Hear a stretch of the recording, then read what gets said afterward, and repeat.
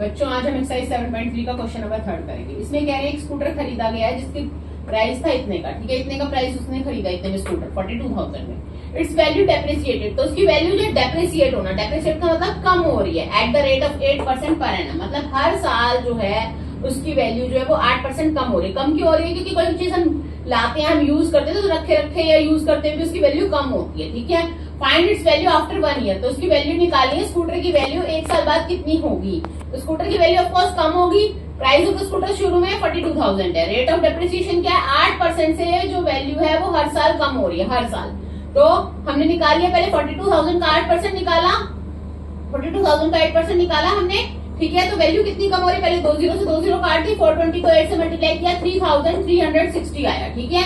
Price of scooter को हम PV मान सकते हैं। रेट ऑफ इंटरेस्ट हमारा आर है, टाइम टेकन 1 ईयर का निकाल रहे हैं हम डेप्रिसिएशन, क्योंकि आफ्टर 1 ईयर निकालना है, ठीक है।